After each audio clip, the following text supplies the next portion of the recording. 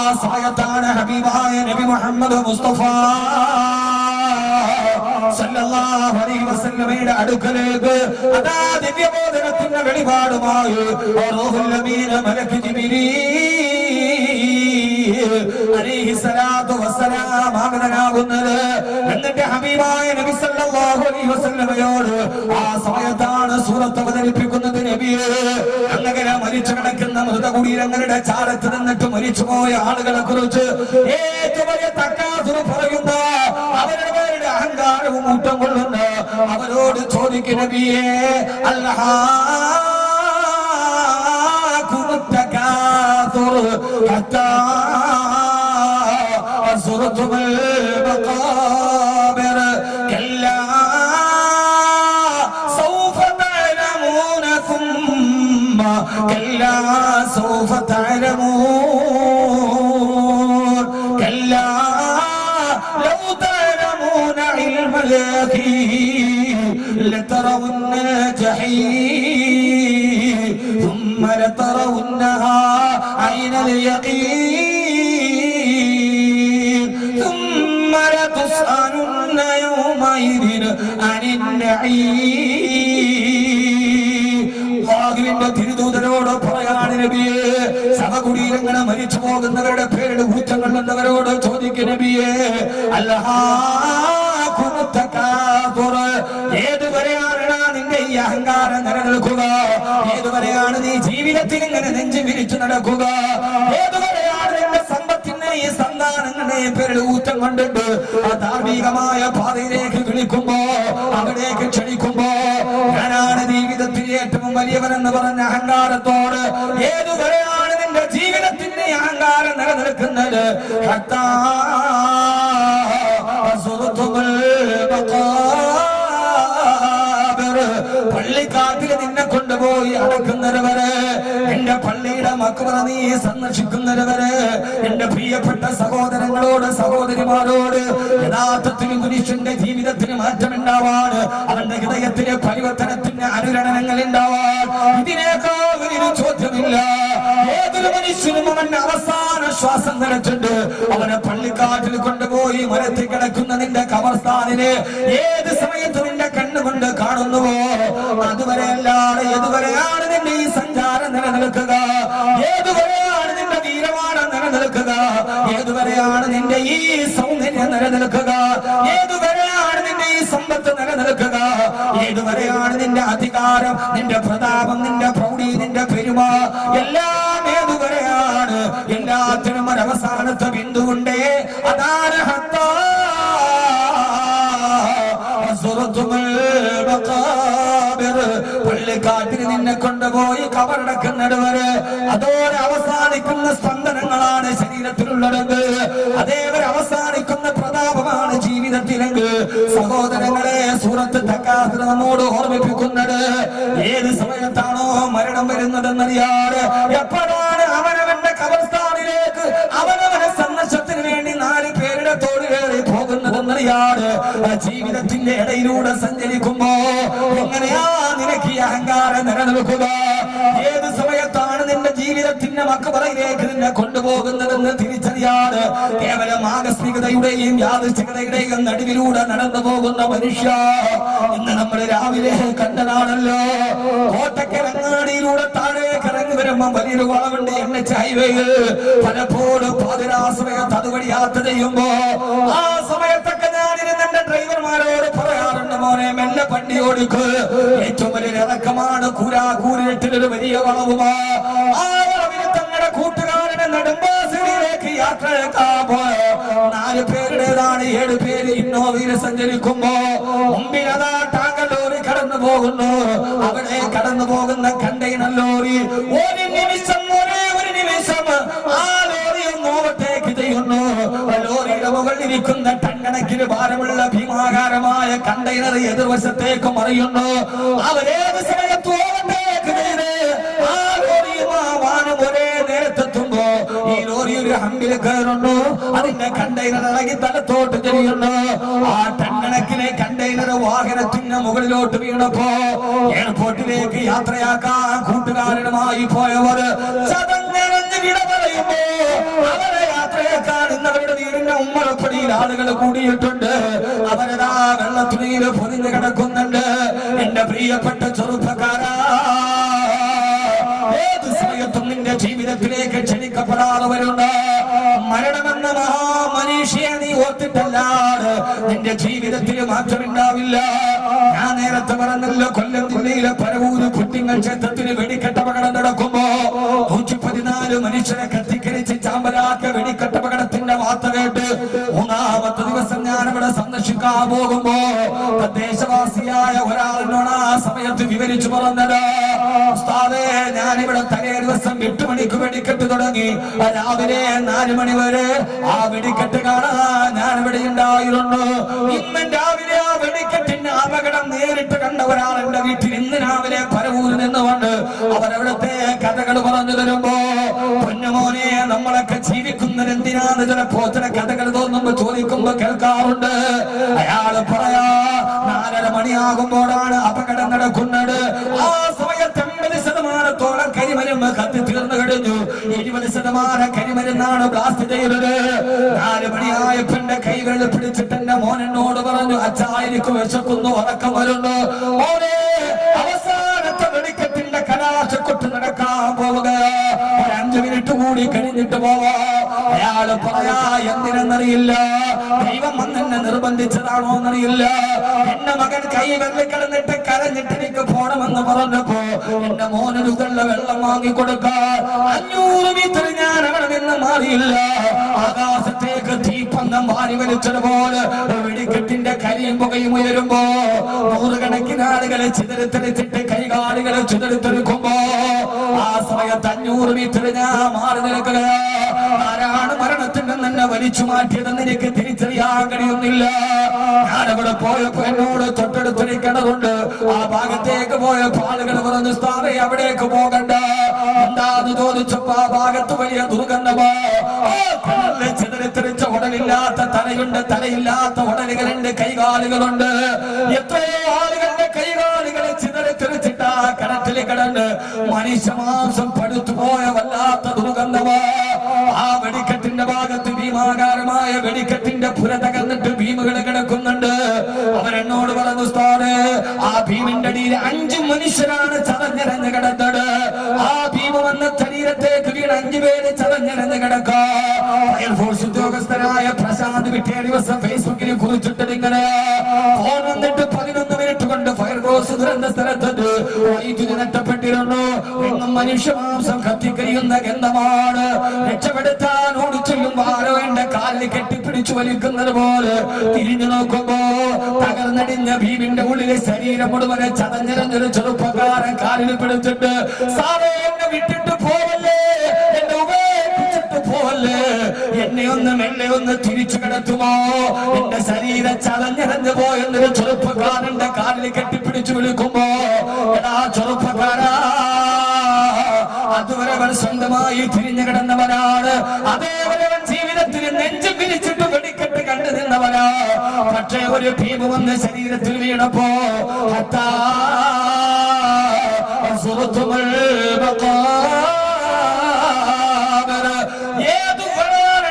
ഈ ജീവിതത്തിന്റെ തുള്ളിച്ചാട്ടങ്ങൾ എന്നെ ഒന്ന് തിരിച്ചു കിടത്തുമോ?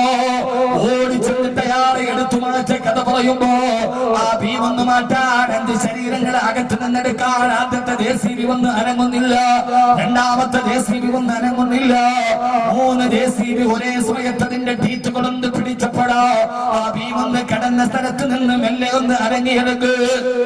ഞാൻ ഈ കഥ പറയുന്നത് എന്തിനെന്നറിയോ? 3 JCB ഒരേ സമയത്ത് പിടിച്ചിട്ട് മാത്രം അനക്കാൻ കഴിഞ്ഞ കോൺക്രീറ്റ് ഭീമ ആ വെടിക്കെട്ട് നടന്നപ്പോ അവിടെ നിന്ന് ആകാശത്തിലൂടെ പറന്നുപോയി 1.5 കിലോമീറ്റർ അകല് പരവൂർ ടൗണില് ബൈക്കിലോട്ട് കയറാൻ പോകുന്ന ചെറുപ്പക്കാരൻ. അയാൾ വെടിക്കെട്ട് കാണാൻ വന്നിട്ടില്ല.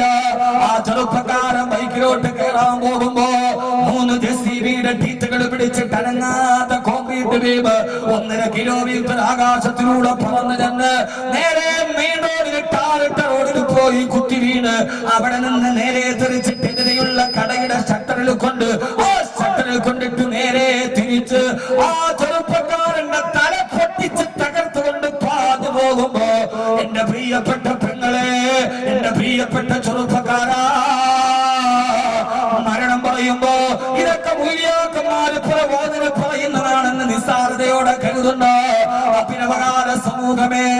500 മീറ്റർ തൊട്ടടുത്ത് നിന്നവനോട് മരണത്തിന്റെ അര മിനിറ്റ് മുമ്പിലെത്തുമ്പോ നിന്റെ മരണത്തിന്റെ സമയമായിട്ടില്ല, 4 മാസത്തിൽ നിന്റെ ഉമ്മാടെ ഗർഭാശയത്തിന് കിടന്നപ്പോ ഞാൻ എഴുതി വെച്ച ആയുസ് തോന്നിട്ടില്ല എന്ന് പറഞ്ഞിട്ട് ഒരു ചാൺ മരണത്തോടടുത്ത് നിന്നവനെ മകന്റെ രൂപത്തിൽ 500 മീറ്റർ അപ്പുറത്തേക്ക് മാറ്റി നിർത്തിയിട്ട് 1.5 കിലോമീറ്റർ അപ്പുറത്ത് നിന്നവനെ നിന്റെ ആയുസ് തീർന്നവെന്ന് പറഞ്ഞു മരണത്തിലേക്ക് മാടി വിളിച്ചുകൊണ്ടുവന്ന് ഏറ്റവും വലിയ ശക്തിയാരാ?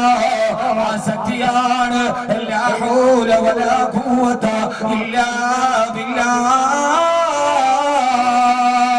അവനാണ് അല്ലാഹു എന്ന പരാശക്തിയെങ്കിൽ പടച്ചുറപ്പ് ചോദിക്കുകയാ, എന്തേ നിങ്ങൾക്ക് മനസ്സിലായില്ലയോ? ഈ എല്ലാവിധ കമ്മാളിത്തരത്തിനും ഒരു അവസാനത്തെ ബിന്ദുണ്ട്. ആ ബിന്ദുവാണ് മരണം. ഹത്താ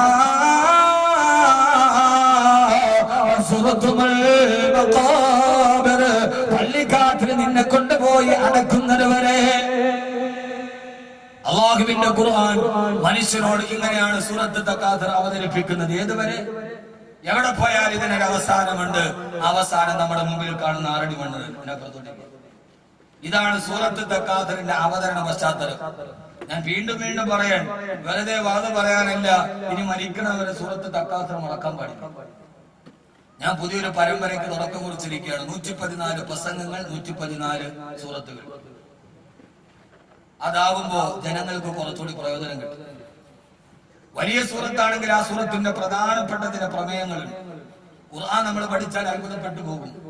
ഇപ്പോ അതിലെ 3ാമത്തെ പ്രഭാഷണമാണ് സൂറത്ത് തക്കാസുർ. ഇത് ജീവിതത്തിൽ 2 ദിവസം കൊണ്ടൊന്നും തീരൂല്ല. എന്നാൽ ഇൻഷാ അല്ലാഹ് ഇത് നിങ്ങൾ പഠിക്കണം, പ്രാവർത്തികമാക്കണം. അല്ലാഹു തൗഫീഖ് നൽകി അനുഗ്രഹിക്കുമാറാകട്ടെ. ആമീൻ പറയും മനുഷ്യന്മാരെ. അല്ലാഹു സ്വീകരിക്കും. ആമീൻ പറയും മനുഷ്യന്മാരെ. ഖുർആൻ പഠിക്കാൻ വന്നിരിക്കുന്ന ആളുകൾ ഇങ്ങനെയാണ്. ഇത് ഗാനമേള കേൾക്കാൻ വന്നതല്ല, ഇത് ഖുർആൻ പഠിക്കാൻ വന്ന സദസ്സാണ്. അല്ലാഹു സ്വീകരിക്കട്ടെ, അല്ലാഹു സ്വീകരിക്കട്ടെ. ഇതിനോട് എല്ലാവരും അടുത്തടുത്തിരിക്കും. നാളെ കുറച്ചുകൂടി സൗകര്യം ഉണ്ടാകുന്നവരുടെ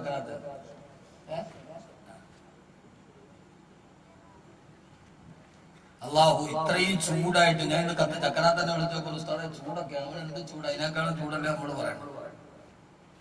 നാളെ ജഹീമാണ്. ഉന്നൽ ജഹീം. നാളെ എന്താണ് ജഹീം? അള്ളാഹു നമുക്ക് മനസ്സിലാക്കാൻ ബോധം തരട്ടെ. അതുകൊണ്ട് നിങ്ങൾ എന്താ വിചാരിച്ചത്? കബീർ വാക്കവിക്ക് അന്നും ഇന്നും ആൾ ഒരേപോലെ കുറയൊന്നുമില്ല. അള്ളാഹു നമ്മളെ നിലനിർത്തി തരട്ടെ. ആൾക്കൂട്ടമല്ല, അതുകൊണ്ട് ആർക്ക് പ്രയോജനമുണ്ടായി എന്നതാണ് പറയുന്നത്. ഇനി ഞാൻ സൂറത്ത് തക്കാത്തുറിന്റെ അൽഹാഖ് മുത്തക്കാത്തുർ മുതൽ ആയത്തിന്റെ അർത്ഥം നമുക്ക് പഠിക്കാം. അതിനു മുമ്പ് എന്താണ് സൂറത്ത് തക്കാത്തുർ, അതുകൊണ്ടുള്ള പ്രയോജനം എന്താണ് എന്ന് ഇൻഷാ അല്ലാഹ് ഞാൻ പറയാൻ പോകണം. അല്ലാഹു സ്വീകരിക്കുമാറാകട്ടെ, അല്ലാഹു സ്വീകരിക്കുമാറാകട്ടെ. ഞാൻ നിങ്ങളോട് വളരെ പ്രധാനപ്പെട്ട ഒരു വെല്ലുവിളി നടത്താൻ പോവാണ്. പിന്നെ ഇപ്പൊ ഫുള്ള് വെല്ലുവിളിയുടെ കാലമാണ്. എന്നാലും ഇപ്പൊ നമ്മുടെ കാലം അതാണ്. വെല്ലുവിളിക്കുക, തോൽപ്പിക്കുക, ജയിപ്പിക്കുക, അതൊക്കെ തന്നെ നമ്മുടെ ജോലി. നമുക്കതൊന്നുമില്ല. നമുക്ക് അമത വല വിമത, നമുക്കതൊന്നും നമ്മുടെ വിഷയമല്ല. നമ്മെ സംബന്ധിച്ചോളം പ്രധാനപ്പെട്ട ഒരു കാര്യം, ഈ 2 ദിവസത്തെ പ്രസംഗം കഴിയുമ്പോൾ സൂറത്ത് തക്കാത്തുർ ഹൃദയത്തിൽ ഉറപ്പിക്കണം. എന്നിട്ട് ഇത് അവസാനം വരെ ഓതാനുള്ളതാണ്. അതിന്റെ പ്രയോജനമൊക്കെ ഞാൻ പറഞ്ഞുതരാം. ഇന്നിപ്പോ ഇത്തിരി സമയം കുറവാണ്. നാളെ ഇൻഷാ അല്ലാഹ് ഇഷ്ടം പോലെ സമയം. അല്ലാഹു നമ്മളെ സ്വീകരിക്കട്ടെ. എന്താ സൂറത്ത് തക്കാത്തുർ? നാളെ കുറച്ചുകൂടി ഈ മൈക്ക് സെറ്റുകാരെ ക്യാമറക്കാരെ മുമ്പോട്ടാക്കിയിട്ട് കുറച്ചുകൂടി കസര ഫ്രണ്ടിലേക്ക് ഇടും. അല്ലെ ആളുകൾ ഇങ്ങനെ വന്ന് വെളിയിൽ നിൽക്കും. അൽഹംദുലില്ലാഹ് ആദ്യ ദിവസം തന്നെ. ഇപ്പൊ ഏതായാലും ഒരു സദസ്സിന് ഇത്ര ആളുകളൊന്നും വരില്ല. ചൂടത്രയ്ക്ക് ഭയങ്കരമാണ്. അതുകൊണ്ട് വന്ന ആളുകളോട് ഇറങ്ങി പോകുമ്പോ അവർക്ക് ഏറ്റവും വലിയ സന്തോഷമുണ്ടാവും. അള്ളാഹുവിനെ നിലനിർത്തി അനുഗ്രഹിക്കുമാറാകും. ആ സന്തോഷമാണ് നമ്മുടെ വലുത്. നമ്മുടെ ജീവിതത്തിൽ നമുക്ക് ചെയ്യാൻ കഴിയുന്ന ഏറ്റവും വലിയ സൽക്കർമ്മം. അള്ളാഹു തൗഫീഖ് നൽകട്ടെ. ഞാൻ സൂറത്ത് തക്കാത്തുറിന്റെ വളരെ പ്രധാനപ്പെട്ട ഒരു പ്രതിഫലം പറഞ്ഞുതരാൻ പോകണം. ആണും പെണ്ണും ഇത് നന്നായിട്ട് കേൾക്കണം. എന്താണെന്നറിയോ? ഇത് കേട്ടിട്ട് ആരെങ്കിലും ഒക്കെ അമൽ ചെയ്ത് അതുകൊണ്ട് എനിക്കൊരു ലാഭമില്ല. ഇപ്പൊ സംഘാടകരെല്ലാവരും എന്നൊന്നും ഉണ്ടാവില്ല. കൂടെ കൂടുന്ന ആളുകളൊക്കെ എന്നും ഒന്നും ഉണ്ടാവില്ല. കുറെ ആളുകൾ കൂടെ ഉണ്ടാവും. അവരുടെ ആവശ്യമൊക്കെ കഴിയുമ്പോൾ അവരിട്ടിട്ട് പോകും. എന്തെങ്കിലും കാര്യലാഭത്തിന് വേണ്ടി കൂടുന്ന ആളുകളാണെങ്കിൽ അവരുടെ ആവശ്യം എന്നാണ്. അത് കഴിയുമ്പോൾ അവര് പോകും. ഞാനിപ്പോ ഒരാളുടെ കൂടെ കാര്യലാഭത്തിന് കൂടിയതാണെങ്കിൽ അവരുടെ കാര്യം കഴിയുമ്പോൾ അവരിട്ടിട്ട് പോകും. അന്നും ഇന്നും നമുക്കുള്ളത് ഈ പ്രസംഗം കേൾക്കാൻ വേണ്ടി വരുന്ന ഈ സാധുക്കളാണ്. നിങ്ങളെ പോലെ കസേരയുള്ളത്. അവർക്ക് വേറെ ഉദ്ദേശമൊന്നുമില്ല, വരിക, നല്ലത് കേൾക്കുക, പ്രാവർത്തിക, അതിനപ്പുറത്തേക്ക് അവർക്കൊന്നുമില്ല. ബന്ധങ്ങളൊക്കെ വളരെ പരിമിതമാണ്. പക്ഷെ അൽഹംദുലില്ലാഹ് എന്റെ അന്നുള്ള ബന്ധം ഇന്ന് ഇബ്രാഹിം ഹാജിയായിട്ടുള്ള ബന്ധം അന്ന് എങ്ങനെയാണോ അതിനേക്കാൾ കൂടുതലായിട്ട് കുറഞ്ഞിട്ടില്ല.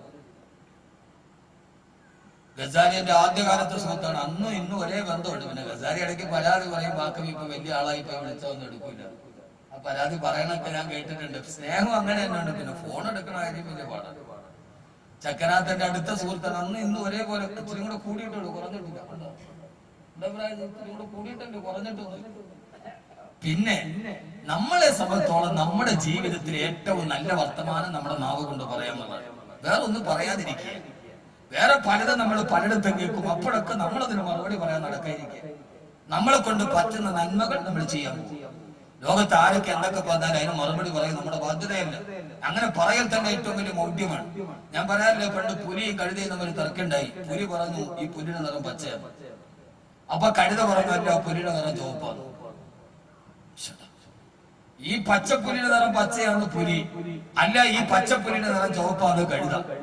രണ്ടുപേരും തമ്മിൽ തർക്കം മൂത്തു. അവസാനം രാജാവായ സിംഹത്തിന്റെ മുമ്പിലെത്തി. സിംഹമൊക്കെ കേട്ടിട്ട് സിംഹം പറഞ്ഞു എന്താ വിഷയം? പുലി പറഞ്ഞു രാജാവ് ഈ പുല്ലിന്റെ നിറം പച്ചയാണ്. കഴുത പറഞ്ഞു അല്ല ചുവപ്പൻ. അവസാനം രണ്ടും കേട്ടിട്ട് രാജാവായ സിംഹം പറഞ്ഞു, അവസാനം വിധി പ്രഖ്യാപിച്ചു, ഈ പുലിക്ക് പുല്ലിന്റെ നിറം പച്ചയാന്ന് പറഞ്ഞ പുലിക്ക് ചാട്ടുപാറ കൊണ്ട് 100 അടി അടിക്കും. പാവം പുലി കരഞ്ഞോണ്ട് ചോദിച്ചു, രാജാവേ ഞാൻ സത്യം പറഞ്ഞതിന്റെ പേരിൽ ഞാൻ സത്യമാണ് പറഞ്ഞത്, എന്നിട്ടും ചാട്ടവാറ് കൊണ്ടാടി എനിക്കാണോ എന്ന്. അപ്പോ സിംഹം പറഞ്ഞൊരു മറുപടി ഉണ്ട്, അതെല്ലാരും ജീവിതത്തിൽ കേട്ടിരിക്കുന്നത് നല്ലതാണ്. സിംഹം പറഞ്ഞു, അത്ര പുലി, നിന്നെ ഞാൻ അടിച്ചത് നീ കള്ളം പറഞ്ഞെന്ന് പറഞ്ഞിട്ടുണ്ട്. ഈ കിടക്കുന്ന പുല്ലിന്റെ നിറം പച്ചയാന്ന് നിനക്കും അറിയാം, എനിക്കും അറിയാം, ലോകത്തുള്ള മുഴുവൻ ആളുകൾക്കും. എന്നിട്ടും ഈ പുല്ലിന്റെ നിറം ചുവപ്പാന്ന് ഈ വിവരം കെട്ട കഴുത പറഞ്ഞപ്പോ ആ കഴുതയോട് നീ എന്തിനു തർക്കിക്കാൻ പോയി? ആ കഴുതയോട് തർക്കിച്ചിട്ട് നിന്റെ വിലപ്പെട്ട സമയം നീ എന്തിനു കളഞ്ഞു? ഈ പുല്ലിന് നിറം ചുവപ്പാന്ന് പറഞ്ഞ കഴുതയുടെ വിവരക്കേടാണെന്ന് കരുതി നീ എന്തിനെ അവഗണിക്കാതെ നിനക്ക് വേറെ എന്തൊക്കെ കാര്യം ചെയ്യാനുണ്ട്, നീ എന്തിനു അതിനോട് മറുപടി കളഞ്ഞ് നിന്റെ സമയം കളഞ്ഞു? അതിനാണ് നിനക്ക് അടി. അതുകൊണ്ട് ഇത് ചുവപ്പാന്ന് പറയുന്നവരോട് അത് കഴുതയുടെ വിവരക്കേടാണെന്ന് കരുതുക, എന്നിട്ട് നമ്മൾ നല്ല വർത്താനം പറയാൻ സ്വീകരിക്കുക. അതാണ് ഏറ്റവും നല്ല പരിപാടി. അള്ളാഹു നമുക്ക് നല്ലത് പറയാൻ തൗഫീഖ് നൽകട്ടെ. ആദരവായ പ്രവാചകൻ നബി മുഹമ്മദ് മുസ്തഫ. ഇനി എല്ലാവരും എന്നെ ഒന്ന് ശ്രദ്ധിക്കണേ, ഞാൻ നിങ്ങളൊന്ന് വെല്ലുവിളിക്കാൻ പോകും. എന്തിനാന്നറിയോ? നമ്മൾ പറയാ വാക്കവി വാക്ക് പറഞ്ഞിട്ട് കരയാൻ തുടങ്ങിയടാ. എന്തിനാണ്? പൈസ പിരിക്കാൻ, പെണ്ണുങ്ങളുടെ സ്വർണ്ണ അറുത്ത് മേടിക്കാൻ. അതിനിപ്പോ ഒന്നും കരയൊന്നും വേണ്ട. ഇപ്പൊ അറുത്ത് മേടിക്കണമെന്ന് വിചാരിച്ചാൽ ഞാൻ 1 മണിക്കൂറിന് അടുത്ത് മേടിക്കും. എനിക്കതിനകത്ത് ആത്മവിശ്വാസം. പക്ഷെ ഞാനൊന്ന് ചോദിക്കട്ടെ, നമ്മുടെ നാട്ടിൽ ഒരു പഴയ ഒരു ഉസ്താദ് ദുആ ചെയ്തിട്ട് കരഞ്ഞു. അപ്പൊ നമ്മൾ പറയും കരയുന്നുണ്ടോ മീഡിയയില് കാശ് കിട്ടാൻ? ഞാനൊന്ന് ചോദിക്കട്ടെ, ഈ സദസ്സിൽ നിന്നിട്ട് നിങ്ങൾക്ക് ആർക്കെങ്കിലും ഒന്ന് കരയാൻ പറ്റുമോ? ഈ ഇരിക്കുന്ന മുഴുവൻ ആളുകളോട് ഞാൻ ചോദിക്കുക, ആർക്കെങ്കിലും ഇപ്പൊ ഒന്ന് കരയാൻ പറ്റുമോ? ഈ അവനവന് തോന്നണ സമയത്ത് കരച്ചിൽ വരണമെന്ന് പറഞ്ഞാൽ അങ്ങനെ അത് വരൂല. ഒരാളുടെ കണ്ണുനീരുണ്ടാക്കുന്നത് ലൈസോസൈൻ എന്ന് പറയുന്ന ഹോർമോണാണ്. ആ ഹോർമോൺ എന്റെ കണ്ണിലും നിങ്ങളുടെ കണ്ണിലും ഒരേ ഹോർമോണാണ്. ഒരാൾ ഒരു പ്രാവശ്യം കരഞ്ഞാൽ 3/4 ഗ്രാമോളം കണ്ണുനീര് വരുമെന്നാണ് ശാസ്ത്രത്തിന്റെ കണക്ക്. ശരാശരി ഒരാൾ കരഞ്ഞാൽ, നമ്മുടെ പെണ്ണുങ്ങൾ കരഞ്ഞാൽ 1.5 ലിറ്റർ വരും. ഒരു ശരാശരി ആരോഗ്യമുള്ള ഒരു പുരുഷൻ കരഞ്ഞാൽ 3/4 ഗ്രാം കണ്ണീര് വരുമെന്നാണ്. ആ കണ്ണുനീർ വെറുതെ അങ്ങനെ വരില്ല. ഒരാൾ ഇപ്പൊ കരയണമെന്ന് വിചാരിച്ചാൽ അപ്പോൾ കരയാൻ പറ്റില്ല. നിങ്ങൾക്ക് കഴിയുമെങ്കിൽ ഒന്ന് കരയുക. ആദരവായ പ്രവാചകൻ നബി മുഹമ്മദ് മുസ്തഫ.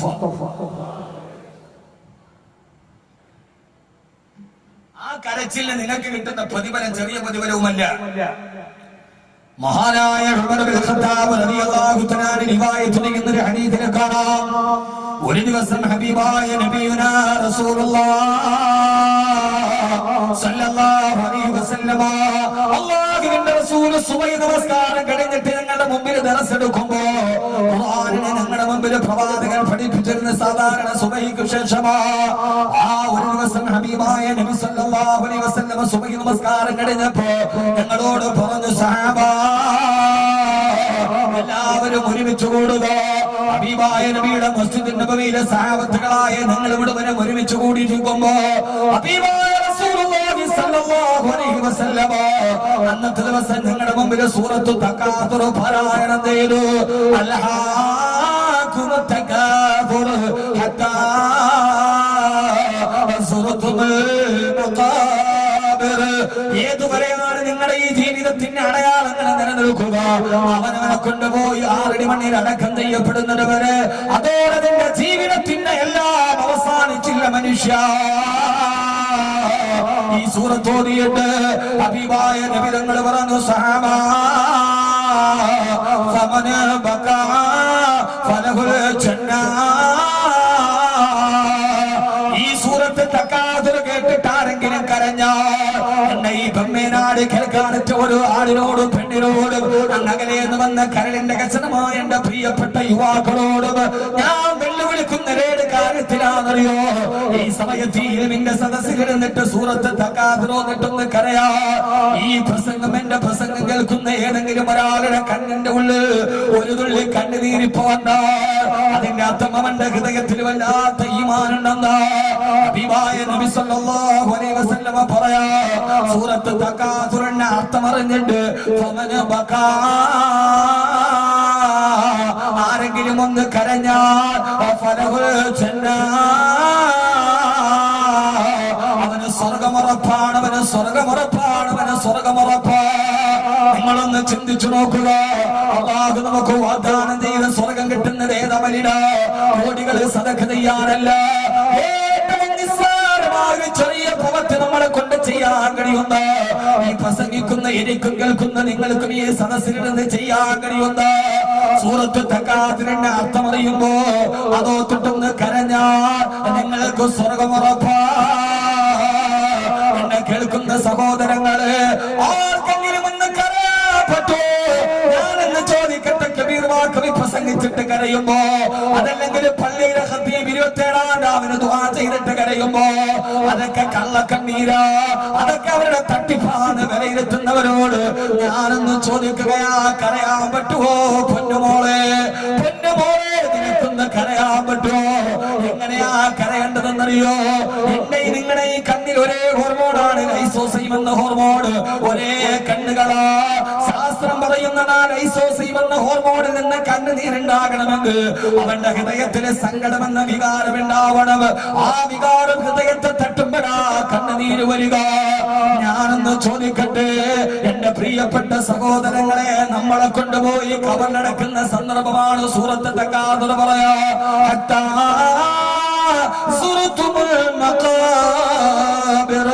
പള്ളിക്കാട്ടിന് നിന്നെ അടക്കയുണ്ട്, നിന്നെ പിടിമണ്ണ് വാരിയിട്ടിട്ട് എല്ലാവരും തിരിച്ചു പോകുന്ന കബറിനെ കുറിച്ചൊന്നോർത്ത്, എന്നിട്ട് നീ ആ കബറൊന്ന് കരേ.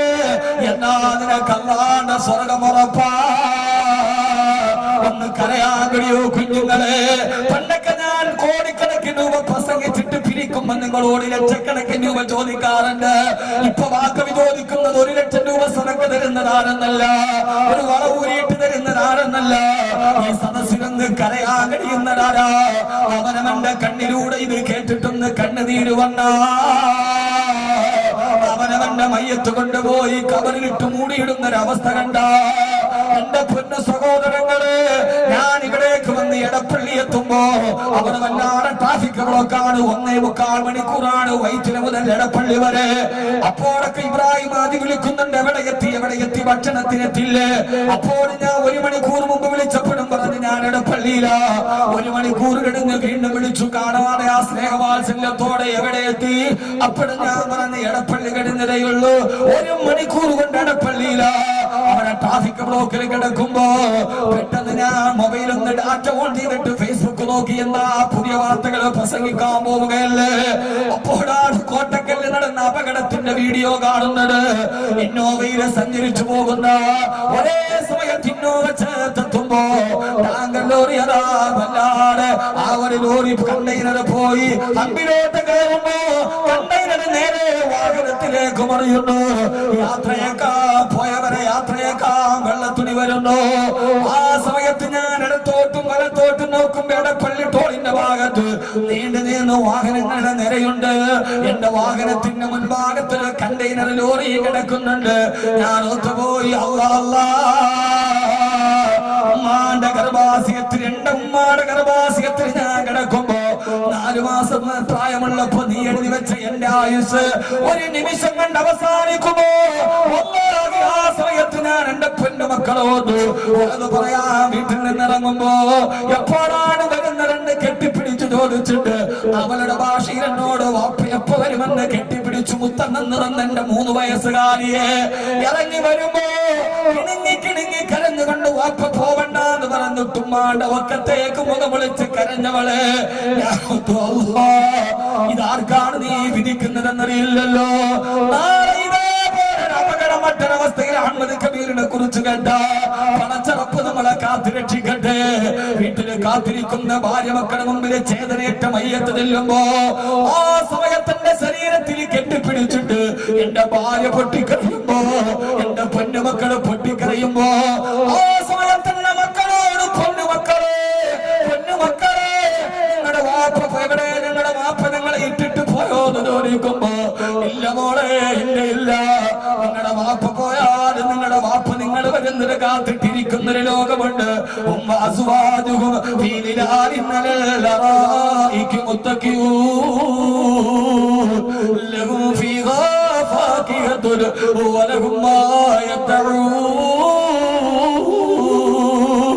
അല്ലാഹു സ്വർണ്ണത്തിന്റെ കട്ടിൽ നമ്മളെ ഒരുമിച്ച് കൂട്ടുന്നൊരു ലോകത്തിലേക്ക് നിങ്ങളുടെ വാപ്പ പോകുന്നതെന്ന് പറയാൻ എനിക്കും നിങ്ങൾക്കും പറയണമെന്ന് ആഗ്രഹമുണ്ട്. പക്ഷെ പറയാൻ കഴിയാത്ത ഒരാൾ 2 മണിക്കൂർ പ്രസംഗിച്ചാൽ 2 ലക്ഷം അക്ഷരം അവന്റെ വായിൽ നിന്ന് വരുമെന്നാണ് കണക്ക്. 18 വർഷമായി വിനീനം പ്രസംഗിക്കാൻ തുടങ്ങിയിട്ട് 18 വർഷത്തെ നിർത്താതെയുള്ള പ്രസംഗത്തിന്റെ ഉള്ളിൽ കോടാനുകോടി അക്ഷരം പറഞ്ഞ ഈ നാവ് അന്ന് മോളെ അന്നെ വിളിക്കാൻ കൊതിക്കുമ്പോ എന്റെ നാവിൽ നിന്നൊരക്ഷരം പോലും വരാത്തൊരു ദിവസമുണ്ട്. ആ ദിവസത്തെ നിങ്ങൾ മറന്നുപോയോ?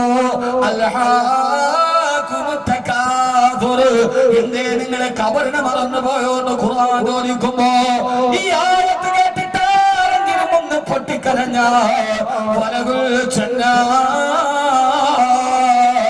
അവന് സ്വർഗമുറപ്പാണെന്ന് ഹബീബായ നബി മുഹമ്മദ് മുസ്തഫ. പൊന്നുമോനെ നോക്കി കണ്ടു പറഞ്ഞിട്ട് ഈ കാണുന്ന കണ്ണുനീര്, ഈ കണ്ട കണ്ണുനീര് ഇത് ഗ്ലിസറിൻ തേച്ച കണ്ണുനീരല്ല. ഈ കവിൾത്തടത്തിൽ വന്ന കണ്ണുനീര് ഗ്ലിസറിൻ തേച്ചിട്ട് കരഞ്ഞതല്ല. എന്റെ മരണത്തെ ഓർത്തിട്ട് എന്റെ കവിളിൽ നിന്ന് കണ്ണുനീര് വന്നാൽ ആരീ സൂറത്ത് കേട്ടിട്ട് കരഞ്ഞു പോയോ? അവന് സ്വർഗമുറപ്പാണെന്ന് നബി മുഹമ്മദ് മുസ്തഫ. ഇത്ര വലുതാണ് സൂറത്ത് തകാസുർ.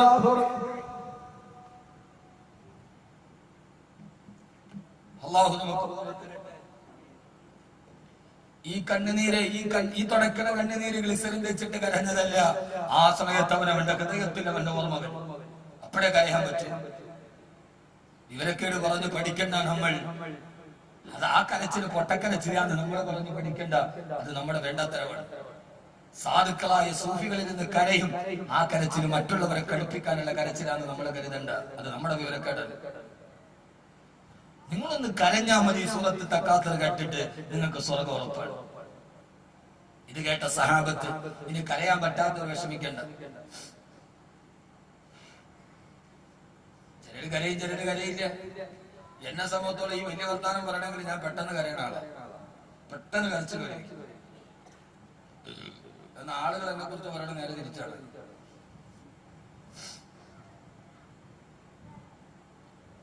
പെട്ടെന്ന് കരയുന്നത്, പ്രത്യേകിച്ച് വീട്ടിൽ നടന്നു. പക്ഷേ മഹാനായ ഉമർ റളിയല്ലാഹു തആല അൻഹു പറയാ, ഈ ആയത്ത് ഹബീബായ നബി സല്ലല്ലാഹു അലൈഹി വസല്ലം ഓതിയപ്പോ ഞങ്ങളുടെ ഇടയിൽ ഇത് കേട്ട് കരഞ്ഞവരുണ്ട്, കരയാത്ത സഹാബത്തുകളുമുണ്ട്. ഫഖാലല്ലദീന ലം യബ്കൂ, ഇത് കേട്ടിട്ട് കരയാൻ പറ്റാതിരുന്ന സഹാബത്തുകൾ ഹബീബായ നബിയോട് പറഞ്ഞു, യാ റസൂലല്ലാഹ് വജഹദിനാ യാ റസൂലല്ലാഹ്. സൂറത്ത് തകാസുർ ഓതിയപ്പോ അത് കേട്ടിട്ട് കരയാൻ നിങ്ങൾ പരിശ്രമിച്ചു നബിയെ. പക്ഷേ നിങ്ങൾക്ക് കരച്ചിൽ വരുന്നില്ലല്ലോ തിരുദൂതരെ, നിങ്ങൾക്ക് കരയാൻ കഴിയുന്നില്ല യാ റസൂലല്ലാഹ്.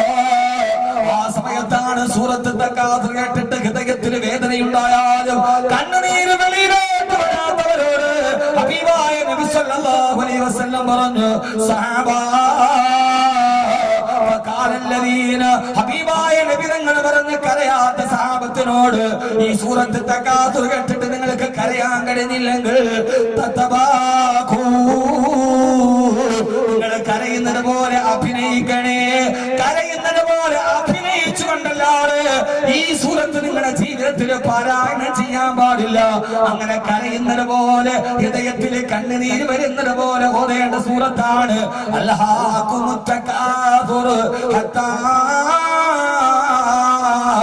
അസ്റതുൽ മഖാബിർ. അല്ലാഹു നമ്മുടെ മരണത്തെ കുറിച്ചുള്ള ഓർമ്മ തരുമാറാകട്ടെ. കരയാൻ കഴിയുന്നില്ലെങ്കിൽ കരയുന്നത് പോലെ അഭിനയിക്കണം. തത്തബാഖു, നിങ്ങൾ കരയുന്നത് പോലെ അഭിനയിക്കണമെന്ന് ഷഫീഉന റസൂലുള്ളാഹി സ്വല്ലല്ലാഹു അലൈഹി വസല്ലം. നമ്മൾ ആരെങ്കിലും കരഞ്ഞ ഉസ്താദ്മാര് കരഞ്ഞ നോക്കണം, ഒരു തുള്ളി കണ്ണീര് വന്നില്ല. നല്ല നല്ല സൂഫികൾ, നല്ല നല്ല ഉസ്താദന്മാർ അവര് ദുആ ചെയ്യുമ്പോൾ കരയുന്നത് പോലെ ചെയ്യും. നമ്മൾ വിരുദ്ധന്മാർ ഒളിഞ്ഞു നോക്കിയിട്ട് ഒരു തുള്ളി കണ്ണീര് പറഞ്ഞില്ല. കള്ളന്മാർ വിവരക്കേട് പറഞ്ഞ് പഠിക്കരുത് കുട്ടികളെ. തത്തബാഖു, നിങ്ങൾ കരയുന്നത് പോലെ അഭിനയിക്കണം. അത് അള്ളാഹുവിന് വളരെയേറെ ഇഷ്ടമാണെന്ന് ശഫീഉൽ വറ നബി മുഹമ്മദ് മുസ്തഫ സല്ലല്ലാഹു അലൈഹി വസല്ലമ. അതുകൊണ്ട് സൂറത്ത് തക്കാസുർ നമുക്ക് നൽകുന്ന ആദ്യത്തെ പാഠം നമ്മുടെ മരണമോത്ത് കരയുക എന്നതാണ്. അവനവന്റെ മരണമോത്ത് കരയുക, അവൻ മരിക്കുന്ന സമയത്ത് ഓത്ത് കരയുക. അസ്രായീൽ അലൈഹി സ്വലാത്തു വസ്സലാം വരുമ്പോ ആ സമയത്ത് നമുക്ക് നമ്മുടെ ജീവിതത്തെ കുറിച്ചുള്ള ചിന്ത നൽകുക. അങ്ങനെ കരഞ്ഞവനാണ് ലോകത്തിൽ ഏറ്റവും കൂടുതലുള്ളത്. മഹാനായ സയ്യിദുന അബൂബക്കർ സിദ്ദീഖ് റളിയല്ലാഹു തആല. ഉറക്കെ മഹാനായ സയ്യിദുന അബൂബക്കർ സിദ്ദീഖ്. ഉറക്കെ പറ മഹാനായ സയ്യിദുന അബൂബക്കർ സിദ്ദീഖ് റളിയല്ലാഹു. ഞാൻ നോക്കുന്നത് നമ്മൾ തന്നെ ചിലപ്പോൾ നബിയങ്ങൾ അവഹേളിക്കാറുള്ളതായിരിക്കും. മാതൃഭൂമിക്കാരെ അവഹേളിച്ചത് പോട്ടെ, പക്ഷെ കേരളീയ ജനതയുടെ ഒരു സാംസ്കാരിക പ്രബുദ്ധത വലുതാണ്. പ്രവാചകൻ സല്ലല്ലാഹു അലൈഹി വസല്ലമയെ അവഹേളിച്ചതിന്റെ പേരിലാണ് ഫ്രാൻസിലടക്കമുള്ള രാജ്യങ്ങളിൽ ചാവേർ ബോംബ് സ്ഫോടനങ്ങൾ ഉണ്ടായത്. അതിന് അനന്തരപരമായി പ്രവാചകൻ സല്ലല്ലാഹു അലൈഹി വസല്ലമയെ അവഹേളിച്ചപ്പോ വൈകാരികമായി സമീപിച്ച ഒരു ജനതയായിരുന്നു. പിന്നീട് യൂറോപ്പിന്റെ പുറകിലുള്ള അസ്വസ്ഥതയുടെ കാരണം ചാവേർ ബോംബ് സ്ഫോടനങ്ങളായി പലതും. പക്ഷേ മാതൃഭൂമി പ്രവാചകനെ അവഹേളിച്ച് ഏറ്റവും നിന്ദ്യമായ ഒരു ലേഖനം പ്രസിദ്ധീകരിച്ചിട്ട് കേരളത്തിൽ ഇത്രയേറെ വൈകാരികമായ പ്രക്ഷോഭം ഉണ്ടായിട്ട് മാതൃഭൂമിയുടെ ഒരു ഓഫീസിന് നേരെ കല്ലെറിഞ്ഞില്ല, ഒരു വാഹനം കത്തിച്ചില്ല, ഒരു പത്രവാഹനം പോലും തടയാതെ പ്രതിഷേധം പ്രകടിപ്പിക്കാൻ കേരള മുസ്ലിമീങ്ങൾക്ക് കഴിഞ്ഞു എന്നതാണ് ലോകത്തിലെ മറ്റു മുസ്ലിമീങ്ങളിൽ നിന്ന് കേരള മുസ്ലിമീങ്ങളെ വൈകാരികമായി മാറ്റി നിർത്തുന്നത്. എന്തുകൊണ്ടാണ് കേരള മുസ്ലിമീങ്ങൾക്ക് ഇത്രയും വലിയൊരു വിവേകം കിട്ടിയതിന്റെ കാരണം എന്ത് എന്ന് നമ്മളിന്ന് തെരഞ്ഞു പോകേണ്ട കാര്യമുണ്ട്. അത് അള്ളാഹു നമുക്ക് നൽകിയ നേതൃത്വത്തിന്റെ ഗുണമാണ്. അള്ളാഹുവിനെ നിലനിർത്തി തരുമാറാകും. പാണക്കാട് സയ്യിദ് മുഹമ്മദ് അലി ശിഹാബ് തങ്ങളെ പോലെ, ഈ പുഞ്ചിരിക്കുന്ന നറുനിലാവിനെ പോലെ, ഏറ്റവും വികാര വിസ്ഫോടന സമയത്തും നറുനിലാവിനെ പോലെ ക്ഷമയോടെ നേരിടാൻ കഴിഞ്ഞ ആ ഒരു മഹനീയ നേതൃത്വത്തിന്റെ ഒക്കെ ഗുണമാണ് കേരള മുസ്ലിമീങ്ങളെ ഇത്രയും നന്നായി ഒരു കല്ലെറിഞ്ഞില്ല. മാതൃഭൂമിക്കാര് പേടിച്ചുപോയി. പിറ്റേ ദിവസം ഒരു മാതൃഭൂമി അച്ചടിച്ചപ്പോ നോക്കിയപ്പോ ഫ്രണ്ട് പേജിൽ കഅബാലയത്തിന്റെ വലിയൊരു ഫോട്ടോ തവാഫി. ഞാൻ ഓർത്ത് പടത്തിൽ നിന്ന് വലിയ പെരുന്നാളായോ. എന്തുകൊണ്ടെന്നറിയോ? അവർക്കറിയാം പിറ്റേ ദിവസത്തെ മാതൃഭൂമി ചവിട്ടി കൂട്ടി വലിച്ചെറിയും. അതുകൊണ്ട് അവർ അന്നത്തെ മാതൃഭൂമിയുടെ ഫ്രണ്ട് പേജിൽ ഒരു തവാഫിയുടെ ഒരു ഫോട്ടോ വെറുതെ കൊടുത്തു. പിന്നെ അതിന്റെ കുട്ടിയിട്ടു. ഇത്രയും വലിയ ഒരു വിവേക ബുദ്ധി കേരള മുസ്ലിമീങ്ങൾക്ക് ഇതര രാജ്യങ്ങളെ അപേക്ഷിച്ചിട്ടുണ്ട് എന്നത് നമ്മൾ അതിന്റെ ഇടയിലൂടെ വായിക്കേണ്ട സംഗതികളാണ്. അള്ളാഹു അവർക്ക് ഖബറിടം അള്ളാഹു വിശാലമാക്കി കൊടുക്കട്ടെ. എന്റെ പ്രിയപ്പെട്ട സഹോദരങ്ങളെ, അപ്പോ പ്രവാചകൻ സല്ലല്ലാഹു അലൈഹി വസല്ലമയുടെ പേര് കേട്ടിട്ട് നമുക്ക് സലാത്ത് തരാൻ പറ്റുന്നില്ലെങ്കിൽ മാനസികമായി നമ്മളും പ്രവാചകന്റെ അവഹേളനത്തിൽ പങ്കാളികളാവുകയല്ലേ എന്ന് മനസാക്ഷിയോട് നമ്മൾ ചോദിക്കുന്നു. അവിടത്തേക്ക് വേണ്ടി ജീവൻ കൊടുക്കാൻ തയ്യാറായ എല്ലാം സമർപ്പിച്ച സഹാബത്തിന്റെ മുമ്പിൽ മഹാനായ സയ്യിദുന അബൂബക്കർ സിദ്ദീഖ്, ഉറക്കെ മഹാനായ സയ്യിദുന അബൂബക്കർ സിദ്ദീഖ് റളിയല്ലാഹു തആല അൻഹു മഹാനവറുകളുടെ മരണത്തെ കുറിച്ച് പറയുന്നു. മരണം എന്ന് പറയുന്നത് പേടിക്കേണ്ട ഒരു കാര്യമൊന്നുമല്ല. ഞാൻ നേരെ തിരിച്ചിട്ട് പറയാം. മരണവും അസ്രായിൽ എന്ന് കേട്ട് എന്തിനാ പേടിക്കുക? അസ്രായിൽ അലൈഹി സ്വലാത്തു വസ്സലാം കേൾക്കുമ്പോൾ നമുക്ക് ഭയങ്കര പേടിയാ. പക്ഷെ നന്നായി ജീവിച്ചവർക്ക് അസ്രായിൽ ഒരു കാമുകനായി, ഒരു കാമുകനെ പോലെ അവര് വന്നപ്പോൾ അസ്രായിൽ എത്ര നാളുകൊണ്ട് നിന്നെ ഒന്ന് കാണാൻ കാത്തിരിക്കുക. നമുക്ക് മരണമെന്ന് പറയുമ്പോൾ അടച്ചോനെ ഞാൻ ഇപ്പൊ മരിക്കൂലോ എന്നുള്ള പേടിയാണ്. യഥാർത്ഥത്തിൽ അങ്ങനെ പേടിക്കേണ്ട കാര്യം എന്താ? ഒരൽപ്പം കൊളസ്ട്രോൾ കൂടിയ നമ്മൾ പിന്നെ അത് തിന്നൂല ഇത് തിന്നൂല മരിച്ചുവല്ലോ. ഷുഗർ ഒരൽപ്പം പടച്ചോനെ പിന്നെ എന്താ ഇൻസുലിൻ കുത്ത് എന്താ പേടി? നമ്മളൊരു 5 മണിയൊക്കെ ആകുമ്പോഴായിരിക്കും മിക്കവാറും അടക്ക വാതൊക്കെ കഴിഞ്ഞ് എറണാകുളം ഭാഗം കഴിയും. 5 മണിയൊക്കെ ആവും മിക്കവാറും സുബൈക്ക് ആലപ്പുഴയ്ക്ക് എത്തും.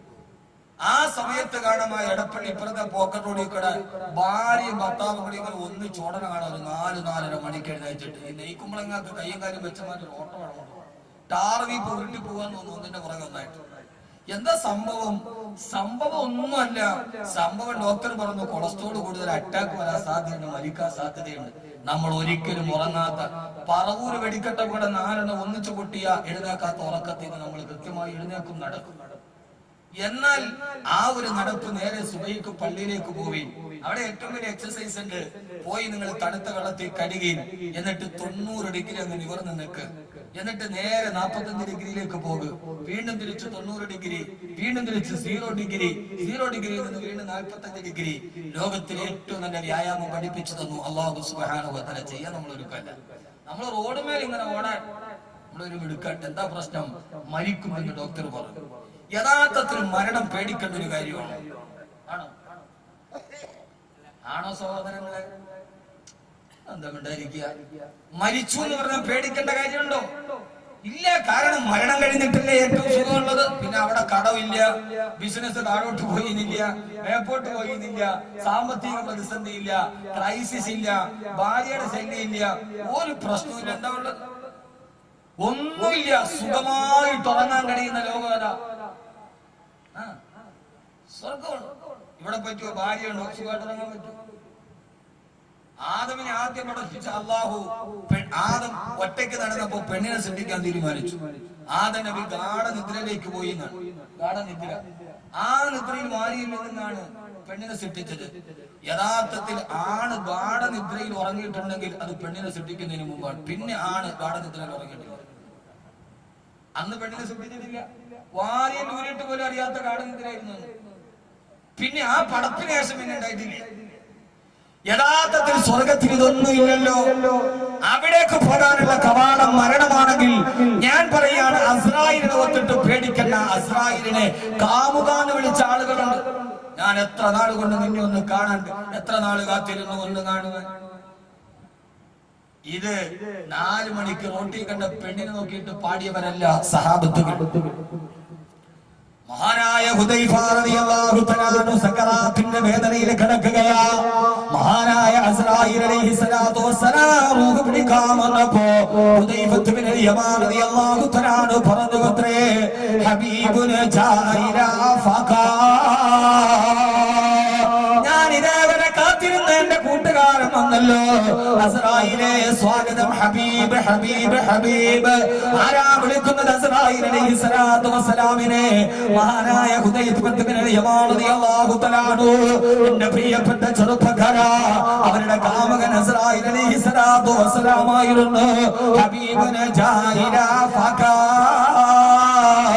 എന്റെ അസ്രായീലെ ഞാൻ കാത്തിരുന്ന കൂട്ടുകാരൻ, അസ്രായീലെ എത്ര നാൾ കൊണ്ട് ഞാൻ കാത്തിരിക്കുകയായിരുന്നു നിന്നെ.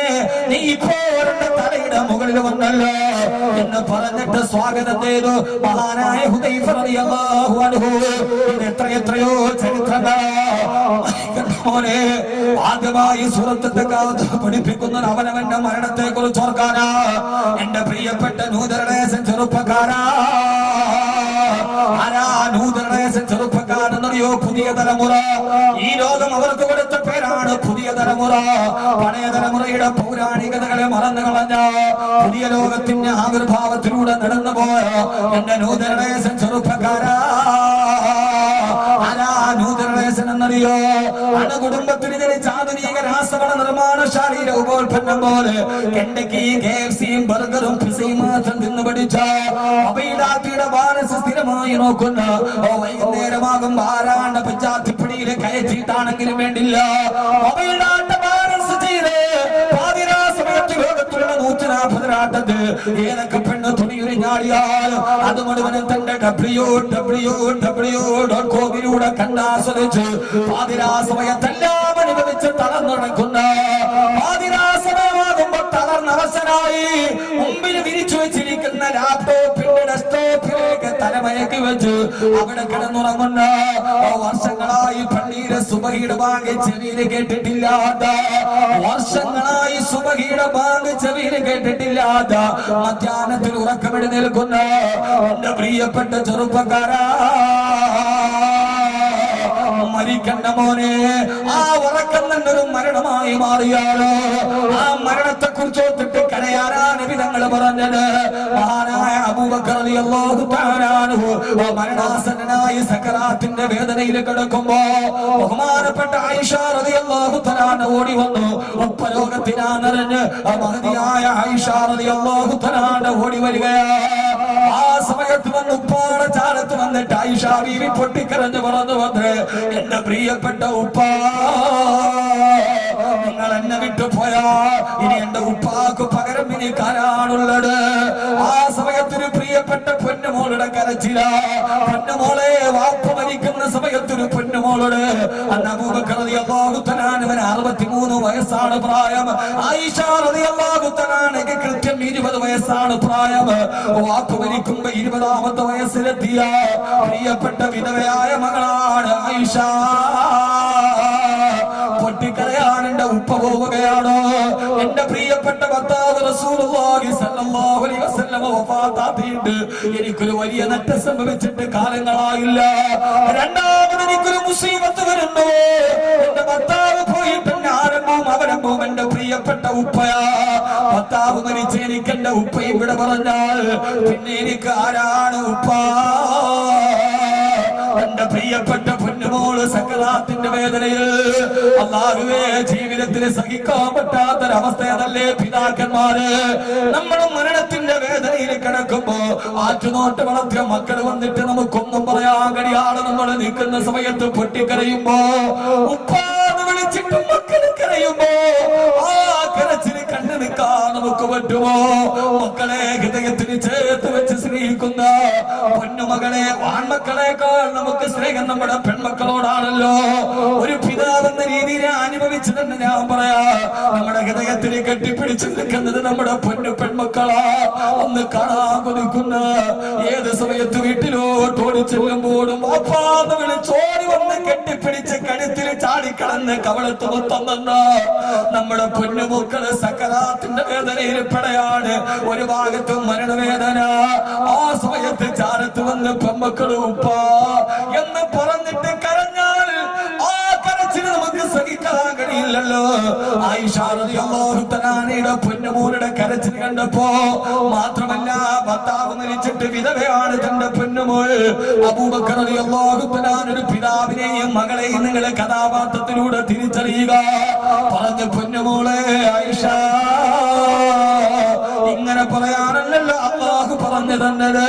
പിന്നെ എങ്ങനെയാണ് ഉപ്പ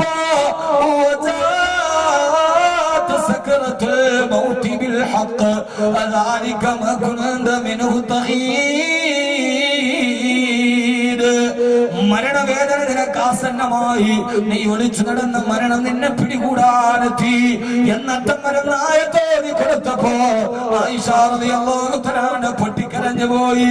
ഉപ്പ സകലത്തിന്റെ വേദനയിലാണ് ഉപ്പ. അതേ മോളെ, നിന്റെ ഉപ്പ പോവുകയാ. ഗമാമു ബിവജിഹി ഇമാനുൽ യതാമാ ഇസ്മത്തുൽ അറാമിലി. വാപ്പാടെ ചാരത്ത് നിന്ന് ആയിഷ ബീവി പാടിയ പാട്ടാണിത്. വാബിയദു യുസ്തസ്ഖൽ ഗമാമു ബിവജിഹി. ചുവപ്പ് കിടന്ന വെളുപ്പ് നിറമുള്ള എന്റെ ഉപ്പ അങ്ങേ തവസ്സുലാക്കി ദുആ ചെയ്തപ്പോഴല്ലയോ ആകാശത്ത് നിന്ന് മഴത്തുള്ളികൾ താഴോട്ട് വന്നത്. അങ്ങത്ര യതീമീങ്ങളുടെ സംരക്ഷകനായി അങ്ങനെ മകൾക്ക് പറയാൻ കഴിയുന്ന വാപ്പമാർ ഈ സദസ്സിലുണ്ട്. വാപ്പ അങ്ങ് ജീവിച്ചിരുന്നപ്പോ കൈയടിച്ച് ദാനം ചെയ്തവരാണല്ലോ. എത്ര വിധവകൾക്ക് അങ്ങ് കല്യാണത്തിന്റെ സൗഭാഗ്യം ഭാഗ്യം കൊടുത്തു.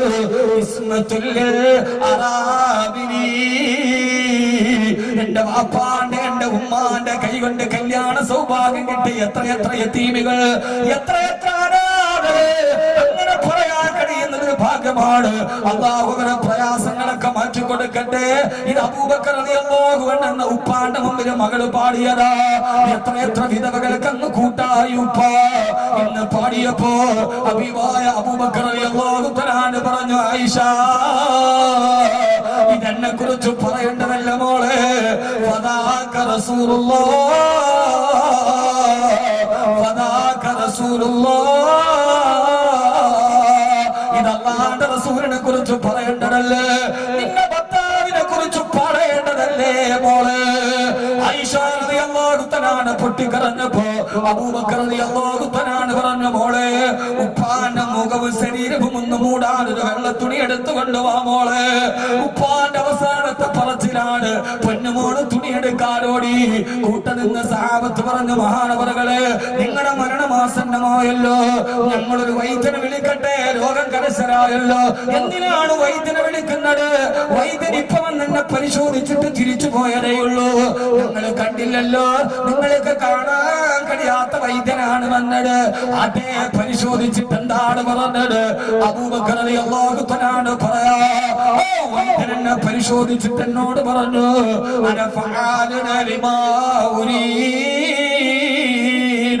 നീ എന്റെ അടുക്കലേക്ക് വരാൻ പോവുകയാ.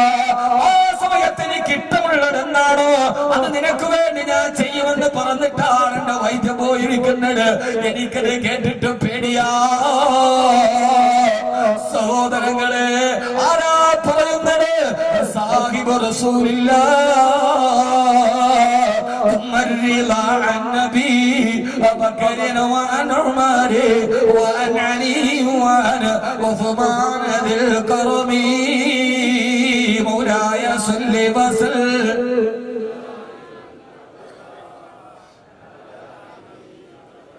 ഇതൊക്കെ നമ്മുടെ ജീവിതത്തിന്റെ ആത്മീയതയുടെ നിർവൃതിയാണ്. ഈ ബുർദയൊക്കെ നമ്മൾ വീട്ടിൽ നിന്ന് പടിയടച്ച് പിണ്ണം വെച്ചപ്പോ നമ്മുടെ ജീവിതം ബറക്കത്തില്ലാത്തതായി.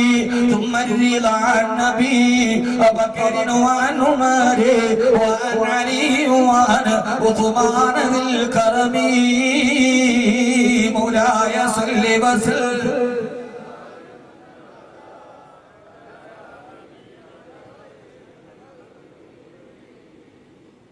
മുഴുവനെ പാടിപ്പുകറ്റിയ അബൂബക്കറെ സ്വർഗമാണ് സ്വർഗമാണെന്ന് അല്ലാഹുവിന്റെ റസൂൽ വാഗ്ദാനം ചെയ്ത അബൂബക്കർ റളിയല്ലാഹു തആല സക്കറാത്തിന്റെ വേദനയിൽ പറയാ, ആയിഷ എനിക്ക് പേടിയാകുന്നു മോള്. ഓടി വെള്ളത്തുണിയുമായി പൊന്നുമോള് വന്നപ്പോ ആയിഷ ഉപ്പാന്റെ മുഖവും ശരീരവും ഒന്ന് മൂടുമോളെ. ആ മൂടി ആയിഷ അതിന്റെ ഉപ്പാക്ക് പേടിയാകുന്നു. എന്തേ ഉപ്പ? എന്റെ വൈദ്യൻ എന്നോട് അല്ല എന്നോട് പറഞ്ഞു, നീ അങ്ങോട്ട് വാ, എനിക്ക് ഇഷ്ടമുള്ളതുപോലെ നിന്നോട് ഞാൻ പ്രവർത്തിക്കുമെന്ന്.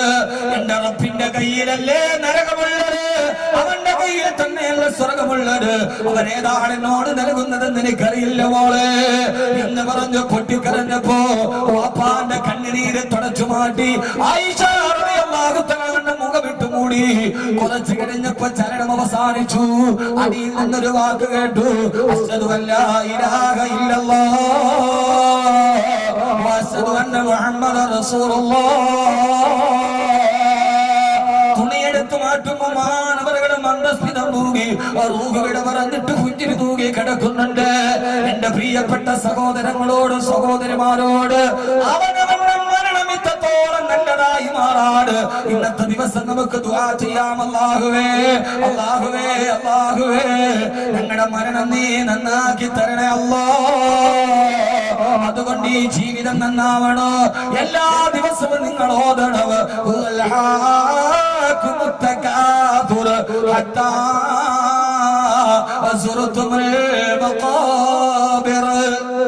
ഈ സൂറത്ത് ഓതുന്നവന് നല്ല മരണം കിട്ടും, നല്ല മരണം കിട്ടും. അല്ലാഹു ഇതൊന്ന് ഓതാൻ തൗഫീഖ് നൽകട്ടെ. ആമീൻ പറ പറക്കെ. അല്ലാഹു ഇതൊന്ന് ഓതാൻ തൗഫീഖ് നൽകട്ടെ. ഇനി ഞാൻ മൂന്നാമത് വേറൊരു പ്രയോജനം കൂടെ പറഞ്ഞു തരാം. അത് ഭയങ്കര പ്രയോജനമാണ്. അല്ലാഹു തൗഫീഖ് നൽകട്ടെ. പറയണോ അതോ സമയമായോ? എന്തായി ഒന്നുകൂടി പറഞ്ഞു തരട്ടെ. എന്താ മനുഷ്യന്മാരെ ഇരിക്കണ? ഒന്ന് സഹകരിക്കുക. നിങ്ങൾ എന്താ സീറ്റ് കിട്ടാത്ത സ്ഥാനാർത്ഥിയെ? അള്ളാഹു നമുക്ക് ബോധം നൽകി അനുഗ്രഹിക്കട്ടെ. എന്റെ പൊന്നു സഹോദരങ്ങളെ, ഇപ്പൊ സ്ഥാനാർത്ഥിയായി ജയിച്ചു. ഏതായാലും ഒരാളെ ജയിക്കും. ജയിച്ചാൽ തന്നെ എത്ര വർഷം? 5. അത് കഴിയുമ്പോ അടുത്ത ആള്. ഞാൻ പറയാൻ പോകുന്ന സീറ്റ് ഖാലിദീന ഫീഹാ അബദ. അത് പിന്നെ ആരും ഇവിടെ ജയിക്കാൻ പിന്നെ ആരും അവിടെ കാലാകാലം അവിടെ തന്നെയാണ്. അള്ളാഹു നമ്മളെ ഇവിടെ എത്തിക്കട്ടെ. അതുകൊണ്ട് സൂറത്ത് തക്കാസുർ ഓർത്തിട്ട് കരയുക എന്ന് പറഞ്ഞതിന്റെ അർത്ഥം എന്താ? നമ്മൾ ആരും കരയില്ല. എന്താണെന്നറിയോ? കരഞ്ഞാല് കണ്ണുനീരിന്റെ പാടിങ്ങനെ വരുന്നതാണ്. മഹാനായ ഉമർ റളിയല്ലാഹു തആല മരിച്ചപ്പോ ജനാസ കുളിപ്പിച്ച ആളുകൾ കണ്ടത് ശരീരത്തിൽ 2 അടയാളം ഉണ്ടായിരുന്നു. ഒന്ന് പാവപ്പെട്ടവരെ സഹായിക്കാൻ മാവ് തോളിൽ വെച്ച് ചുമന്നുകൊണ്ട് പോയതിന്റെ അടയാളം. രണ്ടാമത് നരകത്തെ ഓർത്ത് കരഞ്ഞതിനാൽ ഈ 2 കണ്ണിൽ ഇങ്ങനെ ഒരു ചെറിയ അടയാളം ഉണ്ടായിരുന്നു. കണ്ണുനീര് പോയ ഒരു ചാല്. തോടൊക്കെ ഒഴുകട്ടെ, അവിടെ ഒരു ചാല് കിടക്കൂല വയലിൽ. അതേപോലെ തന്റെ തെറ്റുകളും നരകം ഓർത്ത് കരഞ്ഞ് ഉമർ റളിയല്ലാഹു തആല അൻഹുവിന്റെ കവിളിൽ ഒരു ചാലുണ്ടായിരുന്നു. സൂറത്ത് തക്കാസുർ ഓതിയപ്പോൾ ഉമർ റളിയല്ലാഹു തആല ബോധം കെട്ടി താഴെ വീണെന്നാണ് പറയുന്നത്. പരിശുദ്ധ ഖുർആനിലെ ഏറ്റവും പേടിപ്പെടുത്തുന്ന സൂറത്താണ് സൂറത്ത് തക്കാസുർ. ഏറ്റവും പേടിപ്പെടുത്തുന്ന ആയത്ത്, ഏറ്റവും ഭയാനകരമായ സൂറത്ത് തക്കാസുർ. 114 സൂറത്തിലെ 6666 ആയത്തുകളിൽ ഏറ്റവും പേടിപ്പെടുത്തുന്ന ആയത്ത് ഏതാ? അറിയില്ലാർക്കും?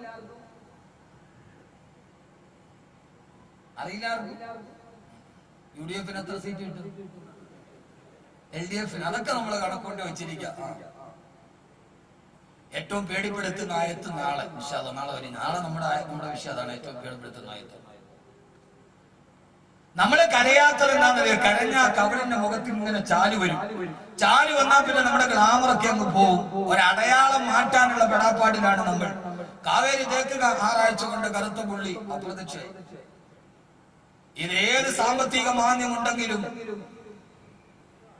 എല്ലാരും പറയുന്നത് ഭയങ്കര സാമ്പത്തിക ടൈറ്റാണ്. ഇന്നൊക്കെ ഫിറോസ് എന്നോട് പറഞ്ഞു, ബെൻസ് ഏറ്റവും കൂടുതൽ ആ കമ്പനി ബെൻസ് കാർ വിറ്റത് ഈ വർഷം.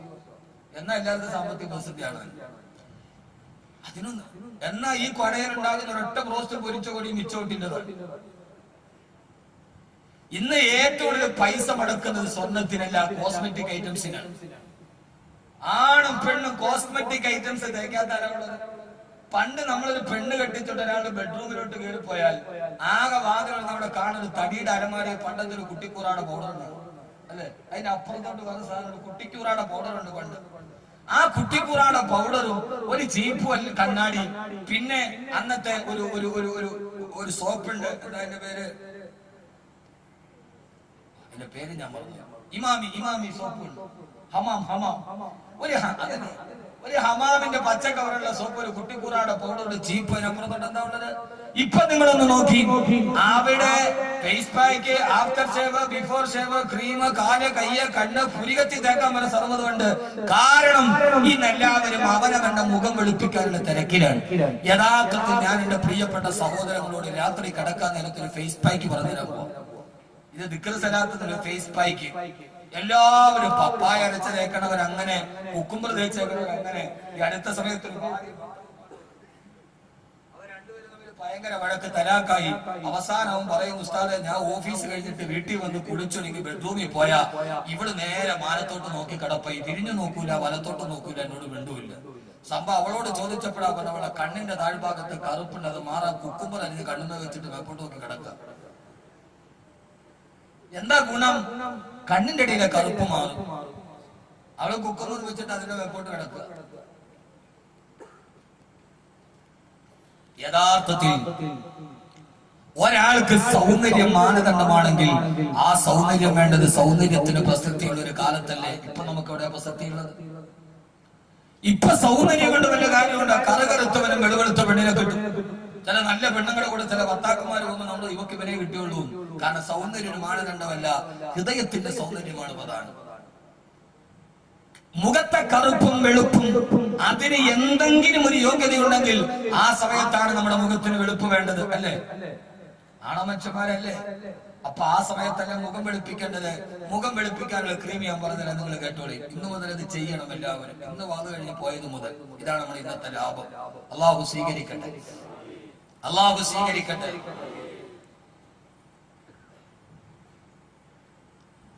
ആ ദിവസമാണ് ഒരാളുടെ സൗന്ദര്യം അവന് പരിഗണിക്കുന്നൊരു ദിവസമാണ്. അള്ളാഹു പറയുകയാണ്, പരലോകത്ത് പടച്ചറപ്പിന്റെ മുമ്പിൽ വരുമ്പോ, കത്തിക്കാളുന്ന നരകത്തിന്റെ മുമ്പിൽ പേടിയോടെ നിൽക്കുമ്പോ, ആ സമയത്ത് അവിടെയുള്ള ആളുകളുടെ മുഖം രണ്ട് രീതിയില.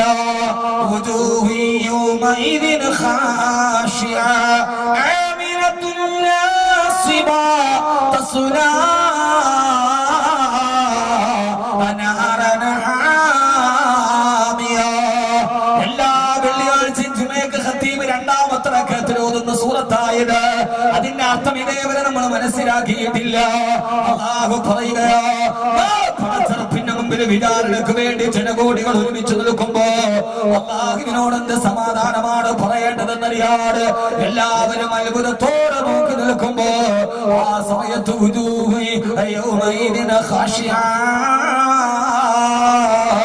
ഈ ദുനിയാവിൽ എത്ര വെളുപ്പുള്ളവരാണെങ്കിൽ അവരെ മുഖം വല്ലാതെ കഥകരത്ത് കരിവാളിച്ചു നിൽക്കുകയാ.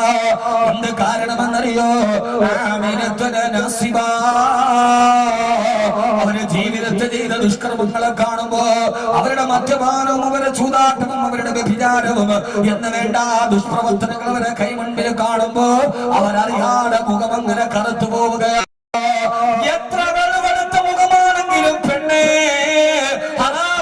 പെണ്ണാണോ അന്ന് നിന്റെ വെളുവെടുത്ത മുഖം കറുക്കുമടി. ആ സമയത്താണ് ആ മുഖം കറുക്കാനുള്ള കാരണമേതാ? ഇന്ന് പലപ്പോഴും ആളുകളുടെ ജോലിക്ക് കറുത്തു പോയല്ലോ. നമ്മൾ പെട്ടെന്ന് പറയും അത്രക്ക് വലിയ ചൂടല്ലേ മുഖത്തടിക്കുന്നത്. അന്ന് കറുക്കുന്നതിന്റെ കാരണമേണെന്നറിയോ?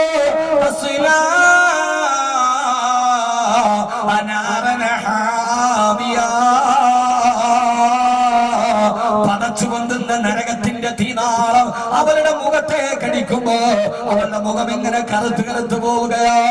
എന്നെ കേൾക്കാനിട്ട് പ്രിയപ്പെട്ട സഹോദര, എന്നാലും മറുഭാഗത്ത് വേറൊരു വിഭാഗം ആളുകളുണ്ട്.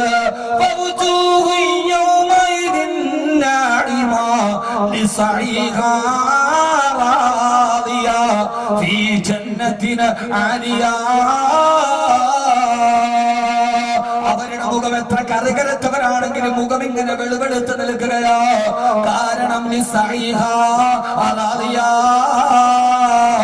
അവര് ജീവിതത്തിൽ ചെയ്ത സൽക്കർമ്മങ്ങൾ കാരണത്താ അന്നത്തെ ദിവസം വെളുത്തവരുമുണ്ട് കറുത്തവരുമുണ്ട്. ഈ ആയത്ത് മുത്തുനബി സല്ലല്ലാഹു അലൈഹി വസല്ലം ഓതി കൊടുക്കവേ ഹബീബായ നബിയോട് സഹാബത്ത് ചോദിച്ചു, തിരുദൂതരെ, നാളെ പടച്ചറപ്പിന്റെ മുമ്പിൽ പോകുമ്പോ ഞങ്ങളുടെ മുഖത്തിന് വെളുപ്പ് കിട്ടാൻ ഒരു പോകണി പറഞ്ഞതാ നബിയേ. ഈ പാതിരാ സമയത്ത് കത്തിച്ചൊലിക്കുന്ന സൂര്യനാൽ പകല് ചുട്ടുമെടുക്കുമ്പോ വയത്തുകള് ചെട്ടിവിടെ വന്നെന്റെ സഹോദരങ്ങളോട് സഹോദരിമാരോട്, ഇത് വാക്കവിയുടെ വാടക കഥത്തിന്റെ പ്രസംഗമല്ല. ഇന്നിവിടെ നിന്ന് ഇറങ്ങിപ്പോകുമ്പോ നിങ്ങളുടെ ജീവിതത്തിന്റെ പരലോകത്തേക്കുള്ള യാത്രകൾ മുതൽ കൂട്ടായി ആറടി മണ്ണിലെ ഏറ്റവും വലിയ പ്രകാശമായി തീർന്നില്ല ഇനി പറയാറുണ്ട്. അതിനാണ് ഞാൻ ഇങ്ങനെ കട്ടപ്പെട്ടു എന്ന് പറയുന്നതുള്ള സമയത്ത് മർമ്മപ്രധാനമായ ഭാഗങ്ങൾ ഹബീബായ നബി സല്ലല്ലാഹു അലൈഹി വസല്ലം പറഞ്ഞു കൊടുത്തു. ആരെങ്കിലും കിടക്കാൻ പോകുന്നതിന് മുമ്പ്, എല്ലാ ദിവസവും കിടക്കാൻ പോകുന്നതിന് മുമ്പ് ഫമൻ ഖറഅഹ അൽഫായത്തിന മിനൽ ഖുർആൻ, അല്ലാഹുവിന്റെ ഖുർആനിൽ നിന്ന് 1000 ആയത്തുകൾ പാരായണം ചെയ്ത, എല്ലാ ദിവസവും കിടക്കാൻ പോകുന്നതിന് മുമ്പ് ഖുർആനിലെ 1000 ആയത്തുകൾ പാരായണം ചെയ്താൽ അല്ലാഹു സുബ്ഹാനഹു വ തആല അവന്റെ മുഖം പ്രസന്നമായ അവസ്ഥയിൽ അല്ലാഹുവിന്റെ മുമ്പിൽ അവന് നിൽക്കാൻ കഴിയുമെന്ന് ഹബീബായ നബിയുനാ റസൂലുള്ളാഹി സല്ലല്ലാഹു അലൈഹി വസല്ലം തങ്ങളെ കേൾക്കുമോ? നാളെ ഞാനും നിങ്ങളും മരിച്ചു പോയാൽ നമുക്ക് സ്വർഗത്തിൽ വെളുവെടുത്ത മുഖമായിട്ട് വരാണ്. ഉറങ്ങുന്നതിന് മുമ്പ് ഖുർആനിലെ 1000 ആയത്തുകൾ സ്ഥിരമായി ഓതിയിട്ട് കിടക്കണേ. ഇതാണ് നിങ്ങളുടെ ഏറ്റവും വലിയ ഫേസ് ബാക്ക്. അല്ലാഹു ചെയ്യാൻ തൗഫീഖ് നൽകട്ടെ. 1000 ആയത്ത് ഓതിയാ മതി, പേരാന്റെ ഒരു വെളുപ്പ് കിട്ടും. ഓതിക്കൂടെ?